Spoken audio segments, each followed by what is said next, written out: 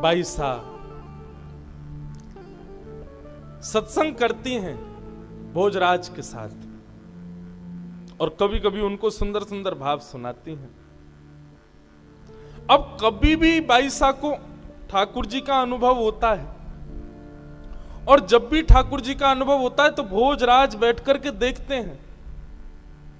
एक बार तो बंधुओं होली का समय, अर्धरात्रि का समय, अचानक मीराबाई उठ गई, उठ करके मेरे गिरधर मारो गिरधर मारो गिरधर करके बोलने लगी।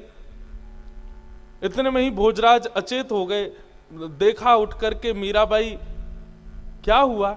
श्वेत वस्त्र पहने मीराबाई ने, नेत्र बंद हैं, शरीर कांप रहा है, ठंडा पड़ गया है पूरा शरीर। और तभी भोजराज ने क्या देखा कि श्वेत वस्त्र मीराबाई के अचानक कहीं पर गुलाल के छींटे पड़े हैं, अचानक ही कहीं पर केसर की बूंद प्रकट हो रही हैं, अचानक ही कहीं पर चंदन की बूंद प्रकट हो जाती हैं। भोजराज ये सब दृश्य देख करके नतमस्तक हो जाते और कभी कभी तो स्वयं को कोसते, मुझे कब अनुभव होगा इनका, मुझे कब अनुभव होंगे ऐसे। ऐसी अनुभूतियां भोजराज को होने लगी और ज्यों ज्यों ये अनुभूतियां बढ़ने लगी त्यों त्यों भोजराज की भक्ति मीराबाई के चरणों में बढ़ने लगी। अब तो वो इसी भाव से मीराबाई के साथ रहने लगे। एक दिन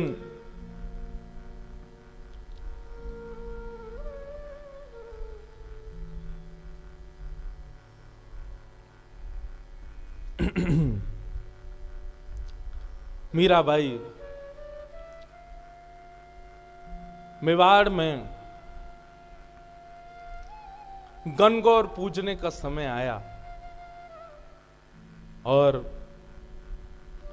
एक रात्रि पहले ही सब घर के लोगों ने, उदाबाई ने, आदि आदि कुछ लोगों ने आकर के पहले ही संकेत कर दिया कि मीराबाई, आप कल आपसे प्रार्थना है कि आप कृपा करके समय पर गणगौर पूजा करने के लिए सब रानियों के साथ में चलना।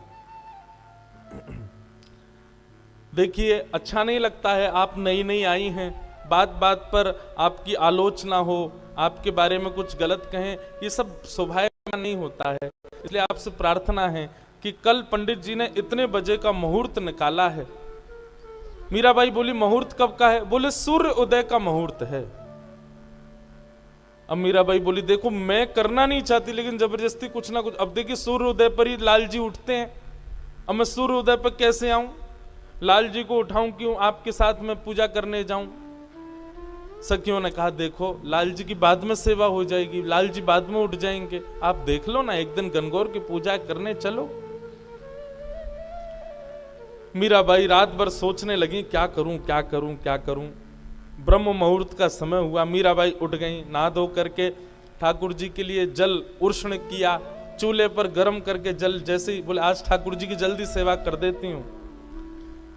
जैसे ही उष्ण जल लेकर के ठाकुर जी को उठाने के लिए पद गाना प्रारंभ कर ही रही थी कि पद प्रारंभ करते ही मीराबाई के मन में आया, रात भर तो ये ऊधम मचाते हैं, रात भर तो ये हमारे संग में बातें करते हैं, रात में इतनी देरी से सोए हैं, थक गए होंगे, हार गए होंगे, और मैं भी कितनी कितनी कितनी दूषित भाव वाली हूं। मैं ये भी विचार नहीं कर रही हूं कि इनको भी नींद आ रही होगी, रात में देरी से सोए हो, मैं इनको उठा दूंगी। और गाते गाते मीराबाई रुक गई, रुक करके बोली, नहीं अभी अभी थोड़ी देर पहले ही तो सोए, अभी कैसे उठा दूं? फिर मन में आता है, बोली कि नहीं उठाऊंगी, नहीं सेवा करूंगी तो फिर सूर्योदय होगा, मुझे गणगौर के लिए जाना पड़ेगा, वहां जाएंगी, फिर पूजा होगी, फिर नाच गाने होंगे, आदि आदि सब चलेगा, आधा दिन तो उसमें ही निकल जाएगा। फिर सेवा कब करूंगी? आके सेवा करूं, तब तक भूखे प्यासे बैठे रहेंगे बेचारे। अब मीराबाई संकट में पड़ गई, क्या करूं, जाऊं नहीं जाऊं, सेवा करूं नहीं करूं। जप करने लगी, बैठे बैठे जप करते करते करते इतने में सूर्योदय का समय हो गया, और सूर्योदय का समय होते ही मीराबाई ने पद गाया, ठाकुर जी को उठाने का पद आया, ठाकुर जी को उठाया।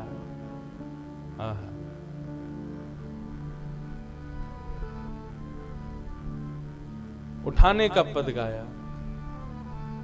मोहन जागिए बलि जई है, लाला जाग रे बलि जई, तेरे कारण श्याम सुंदर मैं नई मुरलिया लई, मोहन जाग रे बलि जई है, लाला जाग रे बलि जई। उठा दिया ठाकुर जी को, और जैसे ही ठाकुर जी उठा करके बिठाए सिंहासन पर, जय हो मेरे प्यारे गिरधर लाल, भोग लगाने लगी। इतने में सखियां आ गई, उदाबाई सब आ गई, बोले चलो गणगौर का समय हो गया। मीराबाई बोली देखो आप लोग कर लो जाके पूजा, जो भी आपको करना है वो सब आप कर लीजिए, अब मेरी सेवा का समय है, मैं सेवा से निवृत्त हो जाऊंगी तब आऊंगी। सब बोलने लगे, बोले आपकी भी अलग ही हट है, अरे आज तुम्हारे ये गोपाल जी थोड़ी देर बैठे नहीं रह सकते। मीराबाई सबको यही समझाती है, बोले ये कोई साधारण सामान्य इनको धातु क्यों बोलते हो आप लोग, ये उनके उठने का समय, स्नान का समय, भोग का समय, मैं वही तो करूंगी। और आपको ज्यादा ही गणगौर पूजने की वो भाव है, आप लोग जाइए जाकर के पूज लीजिए, मैं सेवा से निवृत्त होकर मैं पूज लूंगी, पूजने को मना नहीं है, पर अभी तो मैं सेवा करूं। बोली असमय में पूजने से अपशगुन होता है। मीराबाई बोली आप लोग समय पे पूज लीजिए, आपका सगुन हो जाएगा, अपशगुन मेरा होगा, मैं सह लूंगी। उदाबाई ने कहा अपशगुन पे पूजने जाओगी, तुम्हारा अपशगुन नहीं होगा, तुम्हारे बींद यानी कि हमारे भैया का अपशगुन होगा, उनके जीवन पर अकाल पड़ेगा, उनके जीवन के साथ खिलवाड़ होगा। गलत समय पर पूजा करने से पति के जीवन का ह्रास होता है। मीराबाई बोली लो कर लो बात, यहां पर भी मेरी बात ही सिद्ध होगी। क्यों? क्योंकि मेरे पति तो अजर अमर हैं, उन पर काल का प्रभाव नहीं होता, काल उनके वश में रहता है, काल का प्रभाव उनके ऊपर नहीं होता। मैं चाहे कभी भी पूजा करूं, मेरे पति परमेश्वर तो सदा अजर अमर रहेंगे। ऐसे वर को वरे जो जन्म और मर जाए, बलहारी गिरधर की जासो चुड़लो अमर है जाए। है? मेरे पति तो ऐसे हैं जिनसे मेरे कभी मांग का सिंदूर, गले का मंगलसूत्र, हाथ की चूड़ियां कभी नहीं टूटेंगी। मेरे पति तो ऐसे हैं, तो मुझे असमय में पूजा करने से कोई दिक्कत नहीं। उदाबाई खींच गई, बोले अच्छा तो फिर क्यों ब्याह किया ये हमारे भैया से, क्यों ब्याह किया? जब उनको पति नहीं मानती हो तो यही तुम्हारे पति हैं, क्यों ब्याह करके आई हो उनके साथ? हमने देखा भी है, तुम उनके समीप भी नहीं बैठती हो, उनसे बातें भी नहीं करती हो, आदि आदि सब बातें उदाबाई कहने लगी। क्यों हमारे वंश में आ गई हो सबका सर्वनाश करने के लिए? मीराबाई बोली इतनी दिक्कत है मुझसे और मेरे सब भाव से, तो भैया राजवंश में परंपरा है, अनेक बहु पत्नियां धारण कर सकता है एक राजा। आप अपने भैया का सुंदर सुशीला गुणवान किसी राजकन्या से एक और ब्याह करा दो। उदाबाई बोली यही तो तुम्हारी चालाकी में समझना सुनना चाह रही थी। धन खर्च हो हमारा, रहो महल में हमारे यहां, अपने ठाकुर जी की सेवा में सामग्री प्रयोग करो हमारी, और जब गृहस्थाश्रम की बात आए तो भैया ब्याह कर लें किसी और से। ऐसी बातें शोभा नहीं देती। मीराबाई के इन सब हठप्रद भावों से पूरा परिवार दुखी रहने लगा, और परिवार भी दुखी नहीं था। भोजराज तो बड़े प्रसन्न थे, राजा महाराजा तो घर की कुछ जैसे ननद हो गई, सास हो गई, आदि आदि, ये सब बड़ी दुखी रहती थी, कुछ भी नहीं करती हैं ऐसा। मीराबाई का भाव केवल इतना था, वो जब ठाकुर जी की सेवा से निवृत्त होती थी तब सब करती थी, सास को भी प्रणाम, ननद को भी पूछना, सबको भोजन कराना आदि सब। लेकिन जब ठाकुर जी की सेवा का समय, उस समय ब्रह्मा भी आ जाए तो बीच में उठ करके नहीं जाती थी, और इसी बात से सब चिढ़ जाते थे। सब ने जाकर के एक दिन उदाबाई ने भोजराज से जाकर के शिकायत कर दी, बोले ऐसी बिंदड़ी आई है तुम्हारी, किसी की सुनती नहीं, मानती नहीं, अपने अपने भाव पूर्ण करती है केवल।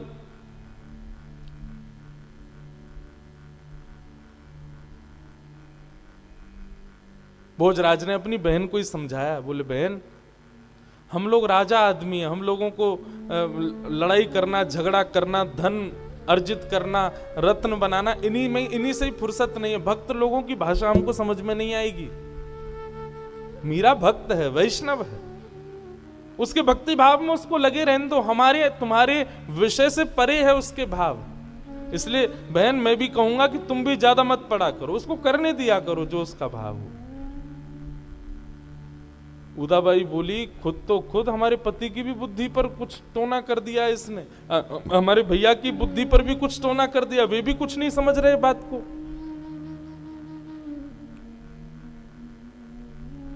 इस प्रकार बंधुओं चलता रहा, लेकिन एक बहुत सुंदर समय आया, और वो सुंदर समय ये था कि जब से मीराबाई मेवाड़ विराजने लगी, अपने ससुराल आ गईं, तो वृंदावन से, अयोध्या से, जगह जगह से संत जन पहले जब पुष्कर जाते थे तो पहले मेड़ता जाते थे, और मेड़ता में राव दूधा जी के यहाँ पर रह करके थोड़ा कुछ दिन व्यतीत करते, और उसमें भी लोभ होता था मीराबाई के दर्शन का।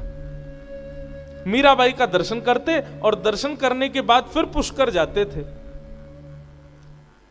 लेकिन अब मेड़ता में संतों की जमात आनी बंद हो गई, क्यों? मीराबाई तो है नहीं। लेकिन कुछ संतों को बड़ी व्याकुलता हुई मीराबाई के दर्शन की, तो वे सब मेवाड़ पहुंच गए। अब मेवाड़ में एक संत, दो संत, 10 संत आवे तब तक तो ठीक था, लेकिन अब तो जमात की जमात 100-100 संत मेवाड़ आने लगे। मेवाड़ के लोग तो भयभीत रहते थे कि कब आक्रमण हो जाए, क्योंकि एकमात्र ऐसा राज्य था भारत का जहां पर कोई भी पराजय नहीं कर पाया किसी को। तो राजाओं को लगता था संतों के रूप में कहीं ये रूप बदल करके मुगल तो नहीं आते हैं। इसलिए जितने भी संत मेवाड़ आते थे उनके साथ में अनुचित व्यवहार किया जाता था, ताकि ये दोबारा ना आवे। और मेवाड़ में एक आध मंदिर था थोड़ी दूरी पर, वहीं उनको वहीं तक सीमित रखा जाता था, कहीं से भी वो राजभवन के पास ना पहुंचे, ऐसी व्यवस्था देखी जाती थी। अब राजभवन में मीराबाई, उनके दर्शन के लिए तो आते ही थे सब। तो मीराबाई को जब ये बात खबर पता चली कि संत जन आते हैं, तो मीराबाई राजभवन की एक अटारी पर कभी कभी जाकर के खड़ी हो जाती और वहीं से ही संतों के ऊपर पुष्प वर्षा करती, वहीं से ही उनकी आरती करती, वहीं से ही दंडवत प्रणाम करती, संतों का सम्मान कर देती और संतों को मीराबाई का दर्शन हो जाता। भोजराज ने जब ये बात भोजराज जी को पता चली, तो भोजराज ने जाकर के संतों से पूछा कि आप सब वैष्णव हैं, संत जन हैं, तीर्थों में भगवत दर्शन करने जाते हैं, आप मेवाड़ क्यों आते हो? और मैंने जैसा देखा कि हमारे यहाँ की प्रजा आपका ज्यादा सम्मान नहीं करती, आपका अपमान कर देती है, फिर भी आप मेवाड़ आते हो। संतों ने बहुत सुंदर बात कही, बोले कि राजा भोज,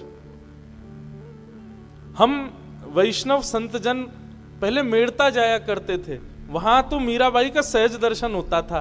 तो मीराबाई के दर्शन से प्रभाव ये होता था कि हमारे चित्त में भजन की और ऊर्जा प्रकट होती थी, भगवत स्मरण करने के और ज्यादा भाव प्रकट होते थे।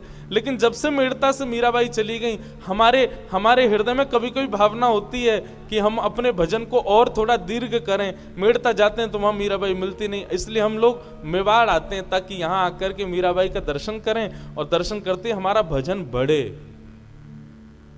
संतों का भजन बढ़ता था मीराबाई का दर्शन करके। भोजराज जी ने यह भाव जाकर के राजा कुंभा को बताई, भोजराज जी के पिताजी। और कुंभा जी ने जब ये बात सुनी तो भोजराज जी और कुंभा जी दोनों के भाव से मेवाड़ में एक मंदिर बनाया गया, राजभवन से थोड़ी दूरी पर। और मंदिर बना करके संतों के लिए विशेष उपस्थिति वहां हो, संतों की व्यवस्था हो, संतों का आगमन होता रहे, ऐसा भाव वहां पर व्यवस्थित किया।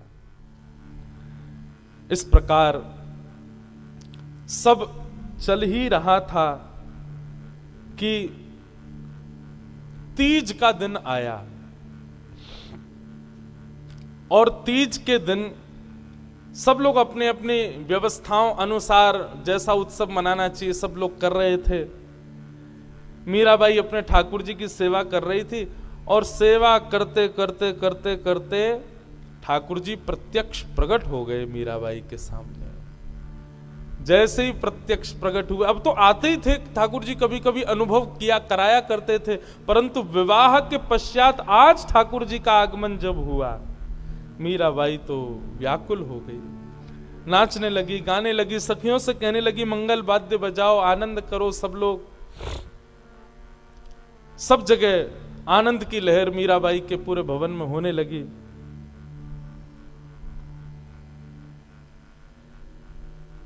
और मीराबाई गा रही हैं बहुत सुंदर एक पद।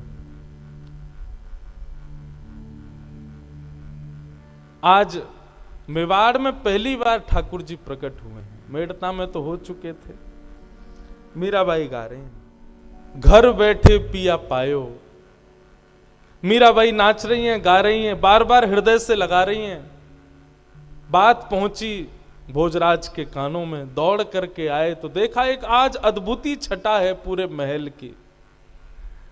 बार बार भोजराज जी के हृदय में एक ही वेदना रहती है कि मुझे अनुभव कब होगा। मीराबाई की स्थिति देख करके भोजराज जी बार बार प्रणतिपात करते हैं, बार बार चरणों में प्रणाम करते हैं। बंधुओं, एक दिन भोजराज जी आगरा के पास कहीं युद्ध के लिए गए और वहां युद्ध में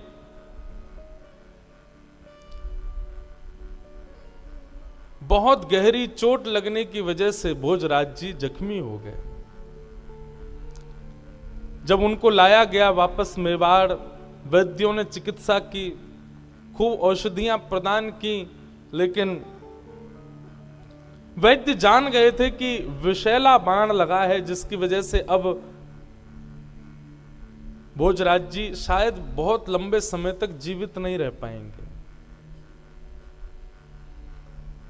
भोजराज जी को चोट लगी, लेकिन ताने सब कसने लगे मीराबाई पे। बोले इसी की वजह से ही हुआ है, देवी पूजा करने से इनकार कर दिया, गणगौर पूजा करने से इनकार कर दिया, ये कर दिया, वो कर दिया, आदि आदि सब बातें कहने लगे। परंतु भोजराज जी जानते हैं कि मीराबाई का ऐसा कोई भाव नहीं है। आज भोजराज जी अपने पूरे तन पर औषधियों का लेप लगाए शयन कक्ष में पौड़े हैं। मीराबाई आकर के समीप बैठी हैं। बंधु, आज तक भोजराज जी ने स्पर्श तक नहीं किया मीराबाई का। मीराबाई आकर के समीप बैठी, घावों को देखने लगी। भोजराज जी बोले आप इस समय अपने लाल जी की सेवा में ही रहें। अच्छा, मीराबाई सेवा फिर भी समय से ही कर रही थी। भोजराज जी यहाँ पर पीड़ित पड़े, उससे भी कोई ऐसा नहीं कि वो सेवा में गई हूं, अब भी अपनी सेवा में ही लगी हुई हैं। परंतु आज समय जान करके भोजराज जी के पास आई और आकर के उनके घावों को देखने लगी। बोले मेरे गिरधर लाल सब मंगल करेंगे, आप चिंता मत करना। बंधुओं, भोजराज जी को देखते देखते नेत्रों में आंसू आने लगे। मीराबाई बोली आप रुदन क्यों कर रही हो? तो भोजराज जी बोले मैं बस आपसे एक प्रार्थना करना चाहता हूं। बोले बताइए। अब मेरे जीवन के ज्यादा दिन शेष नहीं बचे हैं, आपका और मेरा संग भी अब कुछ ही दिनों का कह लूं या कुछ क्षणों का, कभी भी मेरे प्राण निकल सकते हैं। मीराबाई बोली ऐसा मत कहिए, आप मेरे सखा हैं। बोले सखत्व तो पहले ही खत्म हो चुका, आप मेरी गुरु हो, मैं आपका शिष्य हूं, परंतु मैं अपने शिष्यत्व का निर्वहन नहीं कर पाया, अपने जीवन में गुरु की आज्ञा की कोई भी भाव का मैं पालन नहीं कर पाया हूं। पर मैं आपसे एक बात कहना चाहता हूं, मेरे जीवन के कुछ समय शेष रह गए, मुझ पर कृपा कीजिए। मीराबाई बोली आज्ञा करें, आप क्या चाहते हैं। भोजराज जी के नेत्रों से आंसू गिरने लगे और कहने लगे मुझे गिरधर का साक्षात दर्शन कब होगा, मुझे उनका साक्षात दर्शन कब होगा। अगर मुझे दर्शन नहीं हुआ और मैंने प्राण त्याग दिए तो मुझे लगेगा कि मैंने आपसे विवाह क्यों किया, क्यों लेके आया आपको मेड़ता से मेवाड़। मेरा आपका विवाह इस शर्त पर हुआ था कि सबके मुंह बंद हो जाएंगे, सब जो आपके पीछे पड़े हैं, और आपके पक्ष में तो ऐसा हो जाएगा कि सब कहना बंद कर देंगे, और मेरे पक्ष में ऐसा होगा कि मेवाड़ में भक्ति प्रकट होगी, मेवाड़ में संतों का आगमन होगा। भक्ति प्रकट हो गई, संतों का आगमन भी हो गया, लेकिन मुझे भगवत दर्शन नहीं हुआ। मीराबाई आप बुरा नहीं मानिएगा, पर जब रात में आपकी स्थिति देखता हूं ना, मैं मुझे कभी कभी ईर्ष्या होती है आपसे कि कृपा मुझ पर क्यों नहीं होती। होली के दिन जब आपके श्वेत वस्त्रों को मैंने रंग में अपने आप प्रकट होते हुए देखा, मुझे लगा मेरे ऊपर यह कृपा कब होगी, मैं तो इसके सदा अयोग्य हूं। बंधुओं, इस प्रसंग को जब मैं पढ़ रहा था तो मेरे मन में भाव आया कि एक योद्धा बोल रहा है ये बातें, और योद्धा भी कैसी स्थिति में, जख्मी स्थिति में है। उसके अपने जख्म का कोई पीड़ा नहीं है, उसको कहीं से हार के आया हूं ऐसा भाव नहीं है, उसको तब भी यही चिंता है कि मुझे भगवत दर्शन नहीं हुआ। यही है भक्त के संग का प्रभाव, उसकी एक ही चिंता है कि मुझे ठाकुर जी क्यों नहीं मिले। और मीराबाई के सामने हाथ जोड़ करके भोजराज रोने लगे। मैं आपसे प्रार्थना करता हूं, अपने लाल जी को बोलो ना, मुझे एक बार मृत्यु से पहले मुझे दर्शन कराए। और बंधुओं, भोजराज मीराबाई को देख रहे थे। मीराबाई शांत भाव में, कोई प्रसन्नता नहीं है चेहरे पर, भोजराज को अपलक नेत्रों से देख रही हैं, और देखते ही देखते मीराबाई के मुखमंडल पर एक अद्भुत प्रसन्नता हुई। और अद्भुत प्रसन्नता प्रकट होते ही मीराबाई के रूप मानो अनंत चंद्रमा मुख पर प्रकट हो गया हो, और प्रकट होते ही क्या देखा कि मीराबाई नहीं है, त्रिभंग ललित श्याम सुंदर सामने खड़े हुए। मीराबाई के स्थान पर स्वयं ठाकुर जी बैठे हुए। भोजराज के सिर पर हाथ फेरते हुए कहा, राजा भोज क्यों परेशान होता है, तू मीरा के साथ थोड़ी रहता है, तू मीरा के पास थोड़ी बैठता है, तू मीरा को प्रणाम थोड़ी करता है, तू मीरा को थोड़ी देखता है, तू मीरा के रूप में मेरा ही दर्शन करता है। मैं मेवाड़ आया ही मीरा के रूप में तुझ पर कृपा करने के लिए था। और ये दर्शन करके भोजराज का हाथ कंपित होने लगा। क्या समझ में आया बंधुओं? 4 प्रकार की मुक्ति होती है, उसमें एक सायुज्य मुक्ति, सामिप्य मुक्ति, साक्त्य मुक्ति और एक एकाकार रूप मुक्ति। एक मुक्ति का रूप होता है जिसमें भक्त और भगवान विलग्न एक ही हो जाते हैं। मीराबाई उस स्थिति में आ चुकी थी, और आज राजा भोज ने उस रूप का दर्शन कर लिया।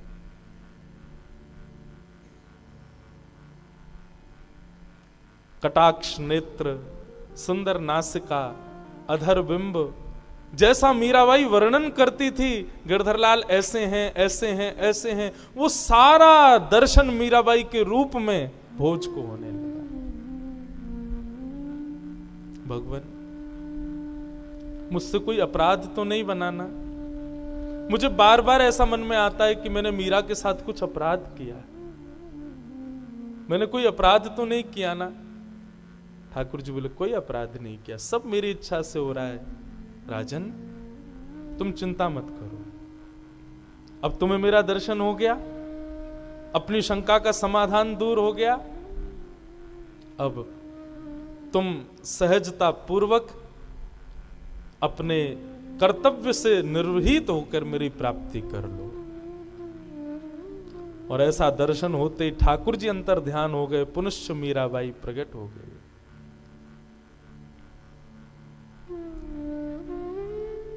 मीराबाई को नहीं पता था क्या हुआ। बोले आप रो क्यों रहे हैं? आप ऐसे प्रसन्न मुद्रा में क्यों हैं? क्या हुआ? कुछ हुआ क्या? भोज बोले नहीं नहीं कुछ नहीं हुआ देवी। रोंगटे खड़े हो रहे हैं, पीड़ा दूर हो गई है, अब तो दर्शन हो गया भगवत, अब तो प्रतीक्षा चल रही है।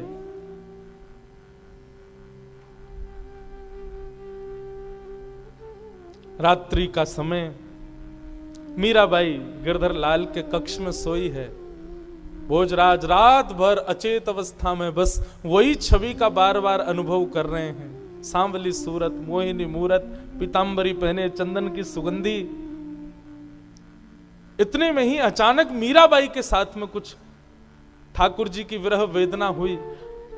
हाँ, प्रसंग में आता है कि एक दो दिन बाद भोजराज को जब दर्शन हुए, उसके एक दो दिन बाद अक्षय तृतीया का समय आया, मतलब जिस दिन मीराबाई का ब्याह हुआ था, एक वर्ष पूर्ण हुआ। और उस दिन मीराबाई बड़ी बेचैन घूम रही थी सुबह से, क्योंकि मेवाड़ में तो सब लोग बधाइयां गा रहे थे कि आज राजा भोज के वर्षगांठ है, लेकिन भोज तो अपने बिस्तर पर अचेत अवस्था में पड़े थे। लेकिन मीराबाई बड़ी विचलित, क्यों? वर्षगांठ तो मेरी भी है, लेकिन अभी तक ठाकुर जी आए नहीं है। सुबह से प्रतीक्षा कर रही है, ठाकुर जी नहीं आए। अर्धरात्रि का समय हुआ, व्याकुल हो गई मीरा। थोड़ी देर के लिए ठाकुर जी ने दर्शन दिया और अंतर ध्यान हो गए। इतने में ही इतनी व्याकुल हुई मीरा कि हाँ नाथ, हाँ प्राणनाथ, हाँ प्राणनाथ, हाँ गोपाल, हाँ गिरधर कहती कहती भोजराज के कक्ष में आ गई। भोजराज जी ने जैसे मीराबाई को देखा तो क्या देखा कि मीराबाई दौड़ करके अटारी की ओर जा रही है, जिस अटारी के नीचे, अथाह नीचे, केवल और केवल पहाड़ों की माला है। मानो मीराबाई वहां से विरह वेदना में इतनी उन्मत्त हो गई है कि अपने प्राण त्यागने के लिए जा रही है। दौड़ती आई मीराबाई को देख करके भोजराज जी ने मन में सोचा, अब सखियों को बुलाऊं, किसको कैसे कैसे रोकूं मीराबाई को, वो तो भावावेश में है। जैसे ही मीराबाई पहुंची अताड़ी पर और एक चरण बाहर किया ही था, भोजराज जी दौड़ करके गए और मीराबाई को अपने अंक में भर लिया, भर करके नीचे उतारा। और नीचे उतारते ही भोजराज जी दूर हो गए और आत्मग्लानि करने लगे, मैंने अपराध कर दिया, मैंने अपराध कर दिया, मैंने अपराध कर दिया, मैंने वचन दिया था कभी स्पर्श नहीं करूंगा, ये मैंने क्या कर दिया। और इसी आत्मग्लानि में रुदन करने लगे। मीराबाई अचेत अवस्था में पड़ी हैं, भोजराज नीचे चरणों में बैठे हैं मीराबाई के। प्रातः काल का समय हुआ, जैसे ही मीराबाई उठी तो देखा चरणों में सर झुकाए भोजराज लेटे। तुरंत उठ करके सहज हुई। भोजराज जी बोले, मुझे क्षमा कर दो, मैंने बहुत बड़ा अपराध किया, कल ऐसे ऐसे लीला हुई, आप दौड़ करके बाहर की ओर जा रही थी, मैंने सोचा किसी को बुलाऊंगा तब तक आपके प्राण निकल जाते, इसलिए मैंने आपका स्पर्श किया, आपको पकड़ करके यहां लिटाया, स्पर्श हुआ, मैंने अपनी प्रतिज्ञा तोड़ी, मुझे क्षमा कर दीजिए। मीराबाई बोली, आपने मेरे प्राणों की रक्षा की, और प्राणों की रक्षा करने में यदि प्रतिज्ञा को सर्वोपरि माना जाए तो अपराध है, पर प्राणों की रक्षा के लिए अगर प्रतिज्ञा तोड़ दी जाए तो उसमें कोई अपराध नहीं, आप चिंतित मत हो। भोजराज जी जब से मीराबाई का स्पर्श उनको प्राप्त हुआ तब से उनको ठाकुर जी अब सहज दिखने लगे। मतलब मानो ये लीला हुई ही इसीलिए थी कि भोजराज का अंतिम समय समीप आए और उसके चित्त में मेरी स्मृति बने, उसके लिए मीरा का स्पर्श आवश्यक है। अब तो भोजराज जी नेत्र बंद करते हैं और उनको श्याम सुंदरी दिखते हैं। आज पता नहीं क्यों मीराबाई ने 16 श्रृंगार किया और 16 श्रृंगार करके भोजराज जी के पास आकर के बैठी। भोजराज जी मीराबाई को देखने लगे, कभी तो मीरा दिखें, कभी श्याम सुंदर दिखें, मीरा दिखें, श्याम सुंदर दिखें। और दिखते देखते देखते भोजराज जी ने हाथ जोड़ लिए, मीरा गोपाल, मीरा गोपाल, मीरा गोपाल, मीरा गोपाल, मीरा गोपाल। मीरा गोपाल की धुन गाते गाते, कीर्तन करते करते भोजराज जी के प्राण निकल गए। पूरे मेवाड़ में मानो जैसे पहाड़ टूट पड़ा हो संकट का।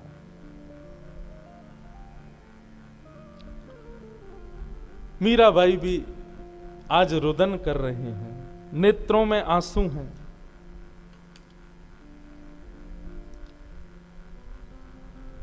क्यों? एक सत्संगी मित्र चला गया छोड़ करके। परिवार के जनों ने आकर के फिर मीराबाई को ही कोसा। 16 श्रृंगार करके बैठी है, पति के प्राण निकल गए, यहां तू सज धज करके बैठी है।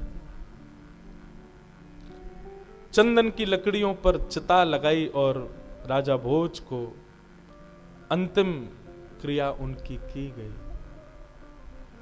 मीराबाई एक दिन तक तो शोक मनाती रही, परंतु अगले दिन स्नान करके मानो जैसे सूतक से निवृत्त होकर के लग गई ठाकुर जी की सेवा में पुनश्च।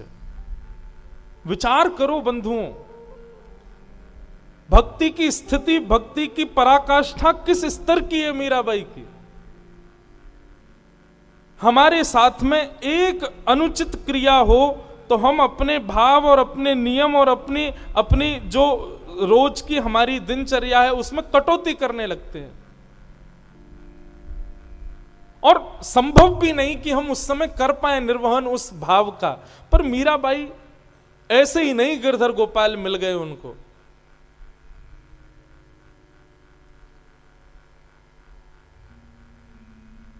जिस स्थिति में वो हैं, जिस भाव में वो रहती हैं, वो साधारण नहीं है।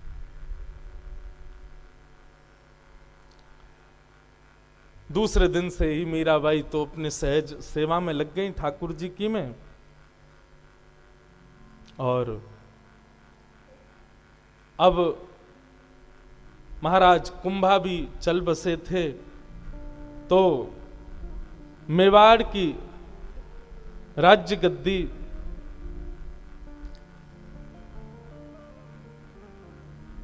छोटे भाई को प्रदान कर दी गई और उदाबाई और विक्रमादित्य राजा अब मेवाड़ के राजा हैं। वे ही अब मेवाड़ को संभालते हैं। मीराबाई तो बस अपने गोपाल जी की सेवा में, गिरधर की सेवा में सदा मग्न रहती हैं। जब से विक्रमादित्य राजा बने मेवाड़ के, मीराबाई के जाकर के उन्होंने कई सारी प्रतिबंध लगा दिए कि अब आपका मंदिर जाना बंद, वहां नाचना गाना बंद। हमारे पहले भाई को ले गई, हमारे पिताजी भी चले गए, हमारे पूरे कुल खानदान को आपने सर्वनाश कर दिया। आपको जो करना है महल के भीतर रह करके करिए, अब आप बाहर आना जाना बंद कर दीजिए। मीराबाई बोली, मुझे रोक लो, मेरे ठाकुर जी को थोड़ी रोक पाओगे। ठाकुर जी तो खूब आएंगे, खूब जाएंगे, वे तो खूब कृपा करेंगे, मुझे कोई आवश्यकता नहीं बाहर जाने की, मेरे तो ठाकुर जी भीतर ही आ जाएंगे। और मीराबाई लगी अपने ठाकुर जी की सेवा। ज्यों ज्यों संकट बढ़ते जा रहे हैं, त्यों त्यों मीराबाई की भक्ति और पुष्ट होती जा रही है।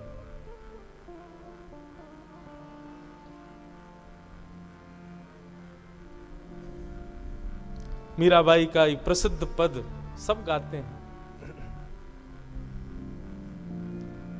मेरे तो गिरधर गोपाल।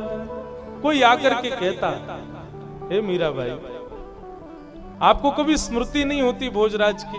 अच्छा, इस बीच में बंधुओं एक बात और हुई कि मीराबाई की जन्मदात्री मां के भी प्राण निकल गए।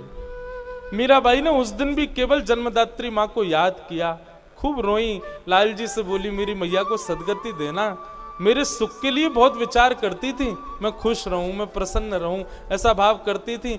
और तो और मुझे मेरे बींद से मिलाने वाली मेरी मैया ही तो थी, पहली बार उन्होंने ही तो बताया था कि तुम मेरे पति हो, इसलिए मेरी मां पर कृपा करना।